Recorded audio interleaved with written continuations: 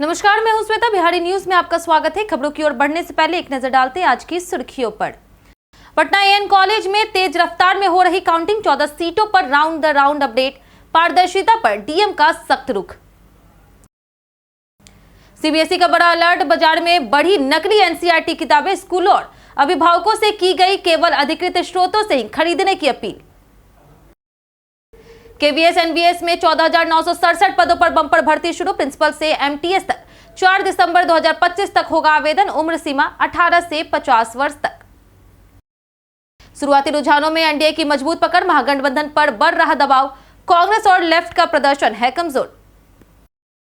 दोहा में Asia cup 2025 की शुरुआत आज, 14 वर्षीय वैभव सूर्यवंशी पर सबकी निगाहें, यूएई के खिलाफ करेंगे ओपनिंग। चलिए एक नजर डालते हैं शाम तक की बड़ी खबरों की ओर विस्तार से। पटना के एएन कॉलेज में तेजी से चल रही काउंटिंग। पटना जिले की 14 विधानसभा सीटों के लिए मतगणना एएन कॉलेज में कड़े सुरक्षा इंतजामों के बीच जारी है। डीएम डॉक्टर त्यागराजन एसएम ने स्पष्ट किया है कि प्रक्रिया पारदर्शी है और किसी भी व्यवधान पर कड़ी कार्रवाई होगी। प्रत्येक सीट के लिए अलग टेबल, हर राउंड के बाद अपडेट और 2 ईवीएम का रैंडम ऑडिट किया जा रहा। बड़ी स्क्रीन और लाउडस्पीकर से लगातार वोट अपडेट दिए जा रहे हैं। 149 प्रत्याशी मैदान में हैं और 28.5 लाख से अधिक मतदाता वोट दे चुके हैं। पूरे बिहार की नजर पटना की काउंटिंग पर टिकी है। सीबीएसई ने एनसीईआरटी की नकली किताबों से बचने की दी चेतावनी। सीबीएसई ने स्कूलों को चेतावनी दी है कि बाजार में नकली और खराब गुणवत्ता की एनसीईआरटी किताबें बेची जा रही है, जिसमें छपाई और विषय वस्तु से जुड़ी गलतियां होती है, जिससे छात्रों की पढ़ाई प्रभावित हो सकती है। बोर्ड ने स्कूलों से कहा है कि वे अभिभावकों को केवल असली एनसीईआरटी किताबें खरीदने की सलाह दें और खुद भी किताबें केवल अधिकृत स्रोतों से ही मंगवाएं। असली किताबें एनसीईआरटी के रीजनल केंद्रों, अधिकृत विक्रेताओं और एनसीईआरटी पोर्टल या फिर आधिकारिक अमेजन स्टोर से उपलब्ध है। सीबीएसई ने सही सामग्री से शैक्षणिक ईमानदारी बनाए रखने पर जोर दिया है। केवीएस एनवीएस में 14,967 पदों पर बंपर भर्ती, आवेदन शुरू। केंद्रीय विद्यालय और नवोदय विद्यालय में टीचिंग और नॉन टीचिंग के कुल 14,967 पदों पर भर्ती शुरू हो गई है। आवेदन 14 नवंबर यानी कि आज सुबह 10 बजे से शुरू होकर के 4 दिसंबर 2025 तक चलेंगे। इसमें केवीएस में 9,126 और एनवीएस में 5,841 पद शामिल है। Principal, vice principal, PGT, TGT, PRT, librarian, JSA, MTS सहित कई पदों पर भर्ती होगी। आयु सीमा 18 से 50 वर्ष तय है, जबकि एससी एसटी को केवल 5 साल और ओबीसी को 3 साल की छूट मिलेगी। सभी पदों के लिए टियर 1 परीक्षा ओएमआर आधारित होगी। आवेदन kvsangathan.nic.in या फिर navodaya.gov.in या फिर cbse.gov.in पर किए जा सकते हैं। शुरुआती रुझानों में एनडीए मजबूत, राजद को मिली सीमित बढ़त। बिहार विधानसभा चुनाव 2025 के शुरुआती रुझानों में एनडीए की सरकार बनती दिख रही, जबकि महागठबंधन को बड़ा झटका लगा है। खबर लिखे जाने तक राजद 32 सीटों पर आगे, कांग्रेस सिर्फ 9 सीटों पर और लेफ्ट पार्टियां 4 सीटों पर आगे चल रही। कांग्रेस की स्थिति कमजोर दिख रही। वहीं वाल्मीकि नगर, किशनगंज, मनिहारी और बेगूसराय जैसे इलाकों में उसके उम्मीदवार मामूली बढ़त के साथ संघर्ष कर रहे। शुरुआती रुझानों के मुताबिक महागठबंधन के भीतर कांग्रेस का प्रदर्शन चिंताजनक है, जबकि एनडीए मजबूत बढ़त बनाए हुए है। खबर लगातार अपडेट की जा रही, रुझानों में बदलाव संभव है। बिहार में बढ़ी ठंड, लगातार गिरा तापमान। बिहार में ठंड लगातार बढ़ रही और दिन और रात के तापमान में तेज अंतर देखने को मिल रहा। कई जिलों में न्यूनतम तापमान 10 डिग्री से नीचे पहुंच गया है, जबकि दिन में हल्की धूप के कारण अधिकतम तापमान 26 से 31 डिग्री सेल्सियस के बीच बना हुआ है। नवंबर के बाकी दिनों में सुबह शाम हल्की ठंड और धुंध का प्रभाव जारी रहने की संभावना है। रात का तापमान 11 से 16 डिग्री और दिन का 26 से 30 डिग्री तक रह सकता है। वहीं ठंड बढ़ने के साथ ही हवा की गुणवत्ता बिगड़ रही है। कई क्षेत्रों में एक्यूआई 200 से ऊपर दर्ज किया गया, जिससे लोगों को स्वास्थ्य दिक्कतें हो रही है। यूपीएससी आईएफएस मुख्य परीक्षा 16 नवंबर से होगी शुरू। यूपीएससी द्वारा आयोजित आईएफएस मुख्य परीक्षा 16 से 23 नवंबर तक आयोजित की जाएगी। परीक्षा 2 शिफ्टों में होगी। पहली शिफ्ट सुबह 9 बजे से दोपहर 12 बजे तक और दूसरी शिफ्ट दोपहर 2:30 से शाम 5:30 तक। अभ्यर्थियों के लिए यह अनिवार्य है कि वे परीक्षा केंद्र पर प्रवेश के समय अपना प्रिंटेड एडमिट कार्ड और एक मान्य फोटो पहचान पत्र साथ रखें।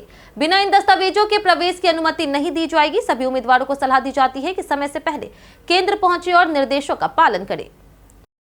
एनडीए गठबंधन में बड़े भाई की भूमिका निभाएगी बीजेपी। बिहार विधानसभा चुनाव 2025 के शुरुआती रुझानों में एनडीए की बढ़त साफ दिख रही, जिसमें बीजेपी लगभग 88 और जदयू करीब 78 सीटों पर आगे है। महागठबंधन को बड़ा नुकसान होता दिख रहा, खासकर कांग्रेस के कमजोर प्रदर्शन से। बीजेपी और जदयू दोनों के कई प्रमुख उम्मीदवार आरामदायक बढ़त बनाए हुए हैं। वहीं राजद लगभग 32 और कांग्रेस 4 सीटों पर आगे है, जबकि वाम दल 7 सीटों पर बढ़त बनाए है।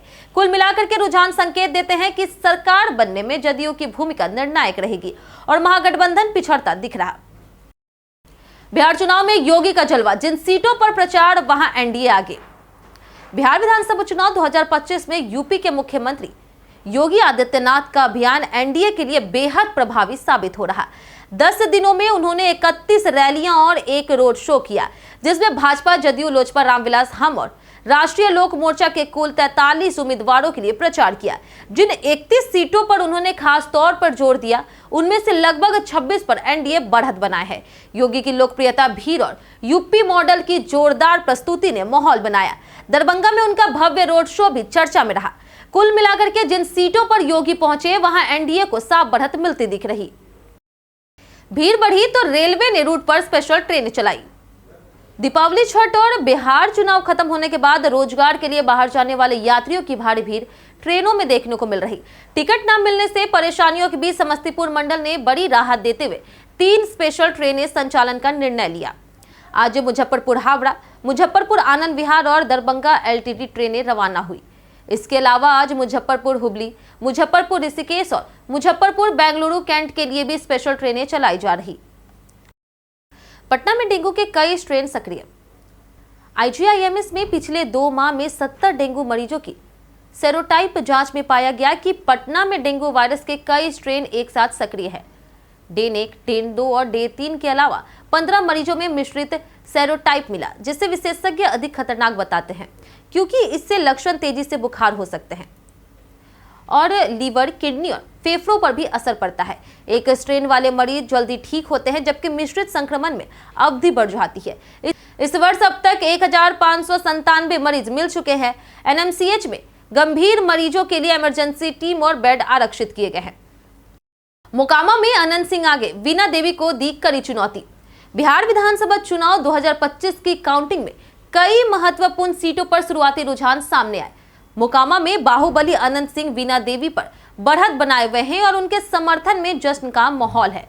आपको बता दें कि खबर लिखे जाने तक दानापुर से रीतलाल यादव, तरारी से बीजेपी के विशाल प्रसाद और रघुनाथपुर से ओसामा साहब आगे हैं। इस चुनाव में 15 सीटों पर बाहुबली या उनके परिवार सीधे मैदान में है।